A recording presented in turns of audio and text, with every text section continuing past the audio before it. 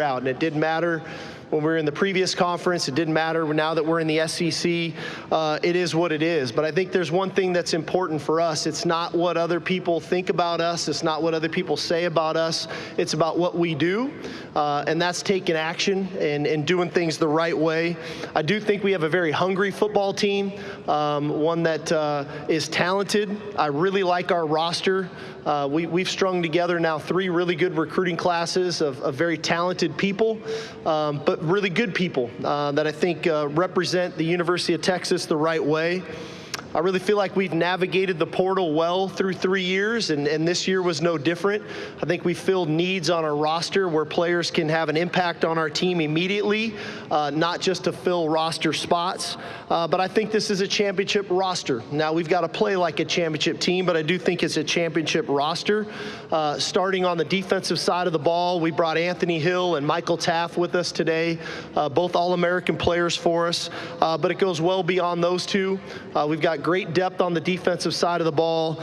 Manny Muhammad, Colin Simmons, Murad Watson, Trey Moore, Brad Spence, Ethan Burke, Travis Shaw, Cole Brevard, Jalen Gilbo, Jelani McDonald, Derek Williams, just to name a few, Leonga Lafau. So this is probably the deepest and most talented defense that we've had. And we've made incremental growth on the defensive side of the ball now through 4 years, and we're going to need to do that again. I think championships are won on the defensive side of the ball, and we've got a defensive football team that we're very excited about. From a special teams perspective, the one thing I love is that we've got all seniors. I've got a senior long snapper, a senior holder, senior punter, senior kicker, senior kickoff guy. And so the experiences that they've had and what they've been through, I think is going to serve us well as the season goes on. So we're excited about that unit. And then obviously offensively is probably where we've had the most turnover. We've got a new quarterback, Arch Manning, if you didn't know. He's replacing Quinn, who had a great 3 years for us. But we're replacing a lot of offensive linemen. We're replacing receivers, tight ends. But that unit is really good. We're returning the leading rusher in the SEC in Trey Wisner, which some of you probably don't even know that, but bring that to your attention. We get Cedric Baxter back with the addition of Jarrett Gibson, who played a ton as a true freshman for us, along with Christian Clark in that room. The receiving core is one we're really excited about. We've had receivers drafted in the first round in the last 2 years draft, but this group is really good. DeAndre Moore is kind of the leader of that group, who played a ton for us last year in the slot. Ryan Wingo was a true freshman last year, who probably in a lot of other schools probably had more opportunities. But when you had the room we had, he was very efficient, had a bunch of catches in critical moments for us. We're excited about him. We brought in Emmett Mosley, a transfer from Stanford, who had 50 catches there as a true freshman at Stanford, who we're excited about, to go along with a really good recruiting class and a group of young guys, Parker Livingstone leading that charge of younger players in that room. And then at tight end, we lost a really good player in Gunnar Helm. We brought in Jack Endries from Cal, who was a great player there, with an uptick of young players, Jordan Washington, Spencer Shannon, to go along with Amari Winston and Nick Townsend. We're excited about that group. And on the offensive line, we're replacing 4 starters. DJ Campbell being the one coming back, but Cole Hudson's played a ton of football for us. We found out a lot about Trevor Gooseby last year. He played in some big-time games against some big-time fronts. We're excited about him. But the beauty of when you have that group the way that we had it for the last few years, we had a chance to develop offensive linemen. And that's one thing that you really love to do, is develop those players throughout their time and not throw them into the fire. So we're really excited about that group and what they can do. Now, their continuity and the quicker they can gel and grow together is going to be critical. From a staff perspective, I think one of the keys for us is staff continuity. We've had turnover at position coaches, but we've had the same offensive coordinator, the same defensive coordinator, same special teams coordinator, and same head coach now for 5 straight years, which I think has been big for us. Because we know our schedule is going to be really challenging. We've got road games at Ohio State, at Georgia, at Florida, at Kentucky. which are all going to be very difficult environments to play in, not to mention playing in the Red River rivalry in Dallas every year against Oklahoma, and then playing at home against a couple traditional rivals again with Arkansas and A&M. So we'll be the most traveled team in the SEC this year, which is a great challenge for us. We're looking forward to it. But at the end of the day, I talked about the popularity of our sport. I think the popularity of the Texas Longhorns is at an all-time high as well. And so I appreciate our fans and their support. We averaged over 8 million viewers a game last year on TV. We averaged over 102,000 people in attendance at DKR last year, which was 5th in the country. Our season tickets were sold out in May for the 4th straight year. And so the environment at DKR has changed if you haven't been back in a while. It's an electric atmosphere. Love our fans and the support that they give us for that. But I think the key for us this fall is we got to go enjoy this journey. We need to be present. We need to be present in the moment, enjoy the journey, and then ultimately finish the mission. Right? We've been close. We've been there. We've been knocking on the door the last 2 years. But to go do that, we need to take it one step at a time as we embark on the summit that we're looking for. And that's going to take great discipline. It's going to take great commitment. It's going to take great toughness, mental and physical toughness that's needed. And it's going to take accountability for our actions and doing our job. And so I think we've got the culture in place to do that. We've got the connectivity on our roster. These guys have grown up together. I was thinking about Arch and Ant today. These guys don't know any different in college than playing for a conference championship and being in the college football playoff. That's what their experience in college has been so far. So it's going to take the resiliency, the confidence, and the belief, and it's going to take being at our best when our best is needed. And that's going to be late into December and into January if we want to accomplish the things that we think we're capable of accomplishing. So looking forward to it. Again, appreciate all that you do in supporting college football. And with that, we'll open it up. Coach, thank you for your comments. If you have a question, raise your hand. We'll get a microphone to you. So we're going to start right here in front of me, about 4 rows back.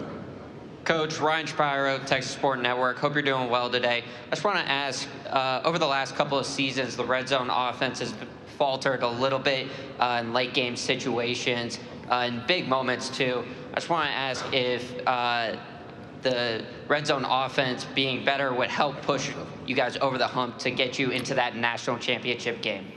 That was a good start, man. Come on, get with jabs right there, right off the rip. Yeah, I mean, clearly, the last 2 years we've had the ball inside the 10-yard line to score, to either play for a national championship or tie a game to go play for a national title. So huge point of emphasis of ours. Every year as a staff, you look for areas of improvement and where you can improve your team. And as a coaching staff, that's clearly been an area for us where we want to improve and need to improve. I think that our staff has put forth the effort to do that. I think our players recognize that. Hopefully that we're good. Like I said, we need to be at our best when our best is needed. And those are 2 critical moments of the last 2 years where we needed our best and we just weren't quite at our best as coaches and or players. And so big point of emphasis of ours. Hopefully next year you ask me a different question. You say, since you got that resolved, what are you working on this year? Coach, we're going to stay over on the left-hand side. Hi, Coach Travis Brown, KBTX. With the new enforcement arm, the CSC, how confident are you that if a enforcement is laid down on a team that they will do what's best for college football as a whole and not work in their own self-interest? Honestly, I have no idea. I don't know. We're in such the beginning stages of this thing. I think that everybody is operating differently. Everybody's trying to navigate this differently, and what are exactly the rules, and are they going to be enforced? Nobody really knows. One thing about me, I tend not to get into the hypotheticals of what might be. I tend not to worry about what might happen down the road. I try to keep my focus on what we're doing, and my focus is on our team. And that's, the more time I spend on those things outside of our team, then I'm doing a disservice to our players and to our team. So I'm going to let the powers that be figure that out. My job is to be the best head coach I can be for the University of Texas. Coach, we're going to stay in front of me, second row. Kirk. Kirk Bowles from the Houston Chronicle. I was curious about the linebacker position, how strong you feel like it is, and I don't know if you move Colin around from edge rusher to linebacker. Yeah. No, great question. You know, our linebacking room, what we've tried to do in that room, and we'll see if it all plays out, we tried to make it a really versatile room. And we know about the versatility of Anthony Hill, his ability to play off the ball and off the edge. Leon Galafau is a steadfast player for us there. We love the development of Anthony Smith and how far he's come, and excited about him. And we love the addition of Bo Barnes and the physicality that he brings and the speed factor that he brings and the size. But we also moved Trey Moore to linebacker, and we brought in Brad Spence, two guys that both play off the edge and play off the ball linebacker. And if you really look at the body type of a Colin Simmons, he really can do those same types of things. And so we're trying to create a room where we can give multiple looks but still stay true to who we are. But you got to have the players to do that. And I think that we've recruited that room that way. And I think PK has done a great job of evolving the defense with Coach Nansen to allow our players to utilize their versatility to make it difficult on our opponents. Coach, we're going to go over to the right-hand side section. Hey, Coach. Hamilton Culpepper with Bulldog Illustrated and The Hammy Show.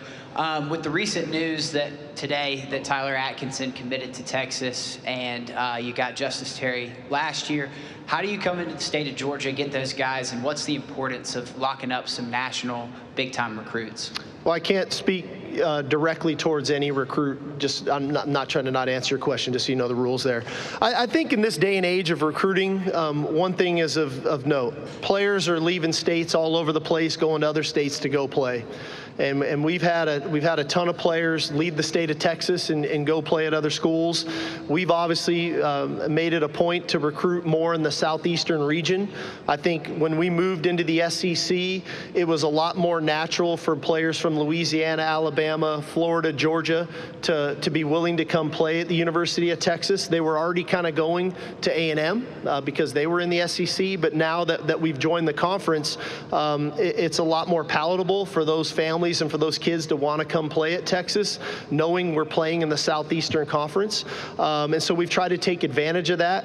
Again, we don't major in that, but we do definitely try to recruit the high-level players that fit our scheme, that made of the right stuff, not only as football players but as people. And so far so good. You know, like I said, we recruited Florida, we recruited in Georgia, we're recruiting Alabama, we're recruiting Louisiana, and it's been good to us.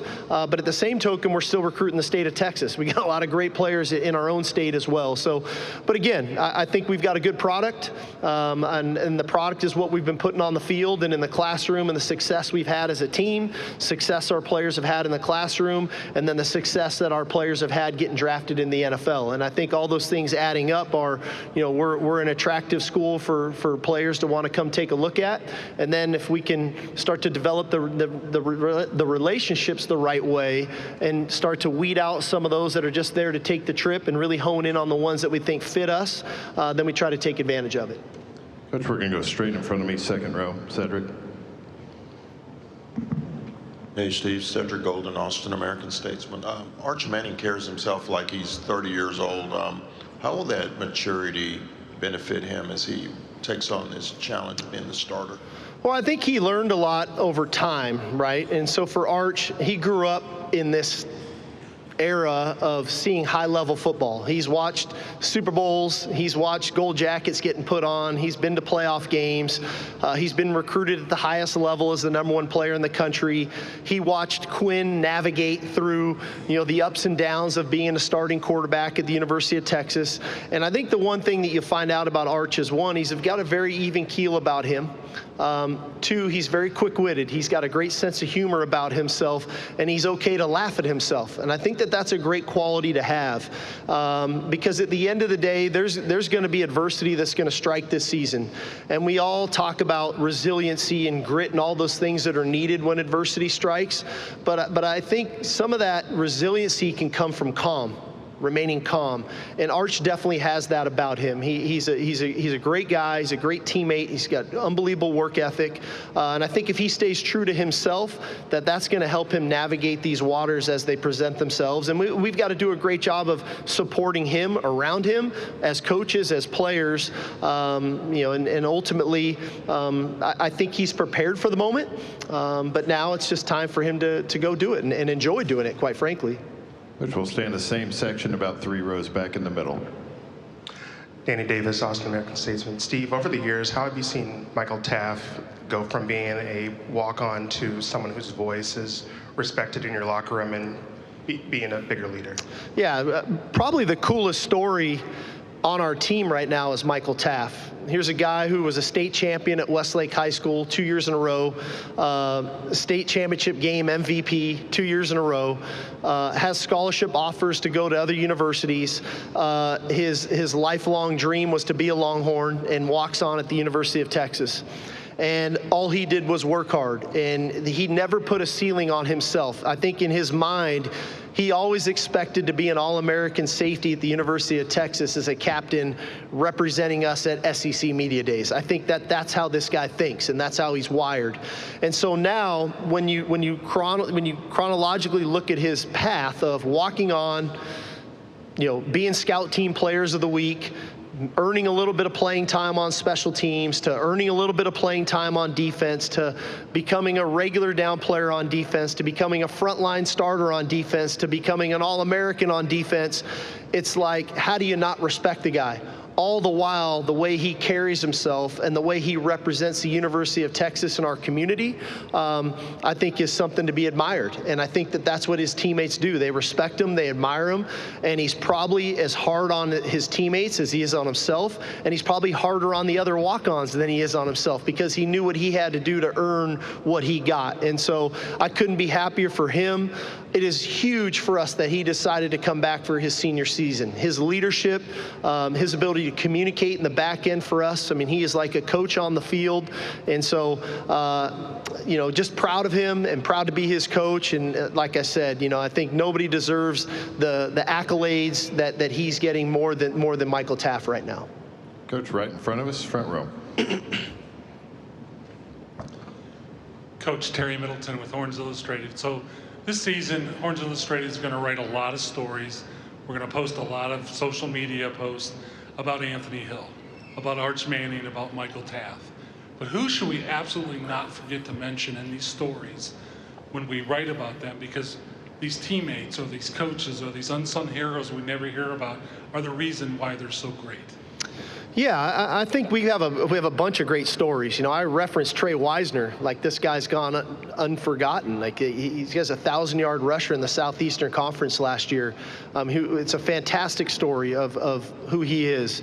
I think that there's so much work that goes into developing our players. You think about our strength staff, you think about nutrition, you think about academics. I'm going to brag on our academic team for a minute. When we got to University of Texas, at the end of our spring semester, we had a 2.32 team GPA in 2021, which is, I couldn't believe it. And I said, man, I know the University of Texas is a tough school, but that's really low.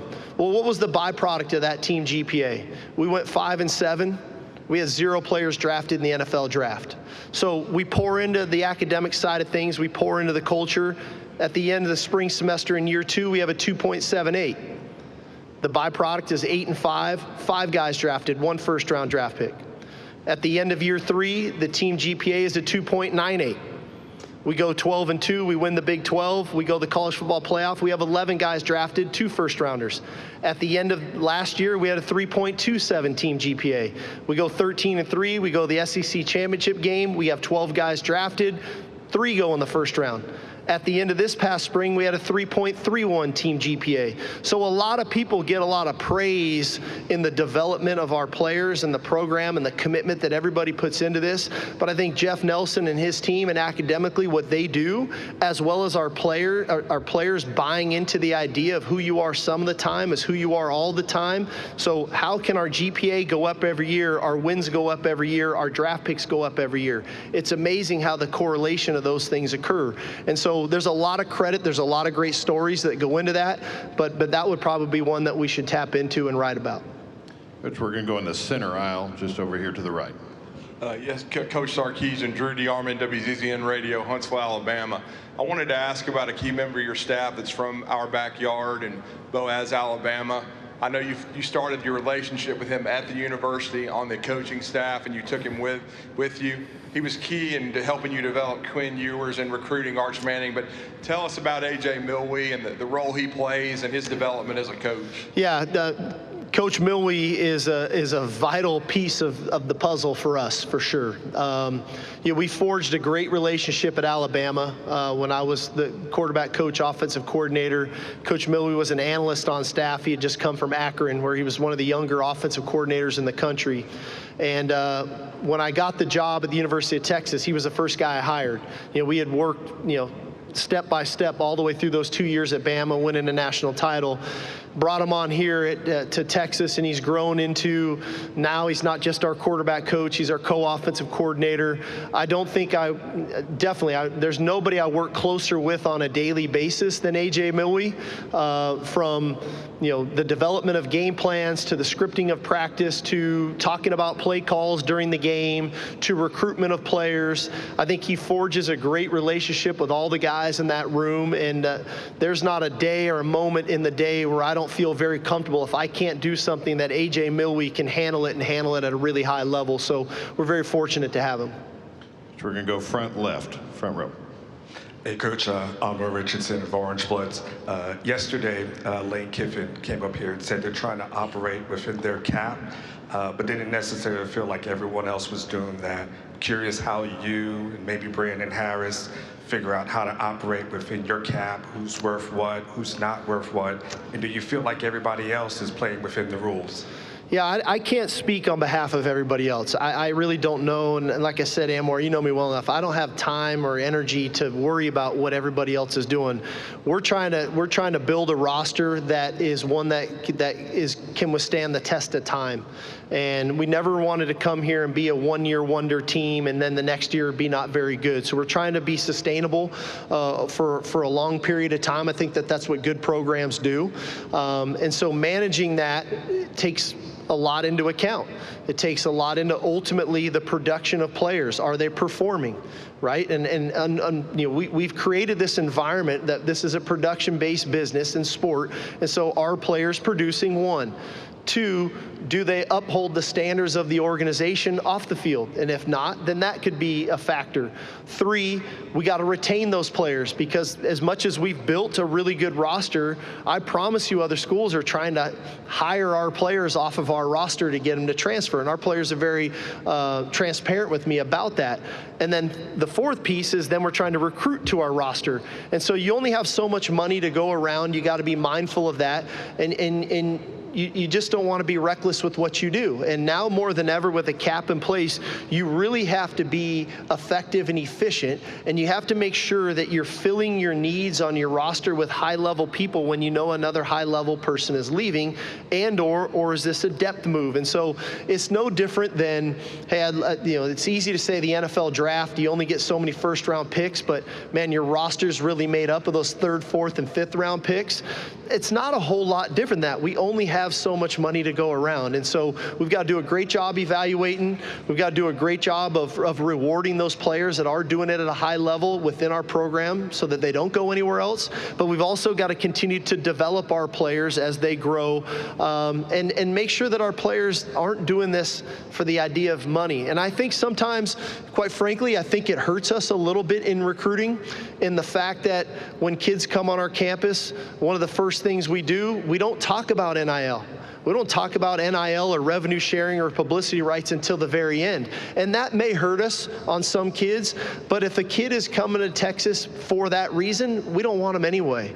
We want kids that want to be at the University of Texas because of the school, the coaches, the team, the culture, all those things that go into it. And oh, by the way, you can get publicity rights or revenue share, so on and so forth. If you're coming for the other reason, he's probably going to be the guy in 18 months that's back in the portal going somewhere else where they're going to offer him more money. Because I can't offer every player the most money that he might get offered from another school. It just doesn't work like that anymore. We have time for 2 more. We'll start in the middle. That's the section in front of me. Hi, Coach. Megan English from the Daily Texan. Earlier, you talked about how you have a hungry team. With back-to-back playoff appearances, how do you keep your team hungry and battle complacency? Yeah, I think there's a fine line there of what does complacency look like, of monitoring it. And I watch the intent of our players. I watch the way they work. I watch the way they interact with one another. I watch the way they compete with one another. And so I don't feel complacency whatsoever amongst our players. But what I do know about our team, I think about Anthony Hill was a state champion in high school. Colin Simmons was a state champion in high school. Michael Taff was a state champion in high school. Trey Wisner was a state champion in high school. And I could keep going down the list. We've got winners in our locker room. And we specifically and intentionally recruited winners into our locker room. So when these guys are going into a locker room after a loss in the semifinals, I promise you it hurts them. And so we don't forget that feeling. Okay, and so we're back to work, and the leadership on this team is full of winners, and that's the way they want to go about this season, is try to go win a championship. That's the goal. Take one final question on the aisle, about 3/4 of the way back. Eric G, 9821 The Ticket in Fayetteville. You mentioned the traditional rivalries of A&M, Texas, and even through Arkansas in there. Whether it's your fan base, whether it's your program, where does Arkansas fit, or how do you view Arkansas compared to A&M and OU? Well, from a fan base perspective, especially the traditionalist fan base, they love the rivalry with Arkansas. And I think naturally when I took the job, I knew of a rivalry with OU. I knew of the rivalry with A&M. Made sense. I found out about the rivalry against Arkansas when they whooped our ass in the second game of my career when I got to Texas. So that rivalry got really good really fast for us. So we respect it. We honor it.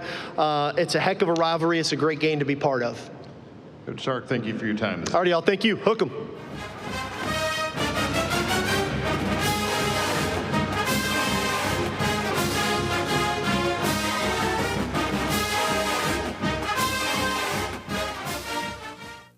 Texas players will be in the room shortly, beginning at 4 o'clock. Anthony Hill Jr. will be to your left in the front of the room at position 1. Arch Manning will be at position 2 to your right in the front of the room.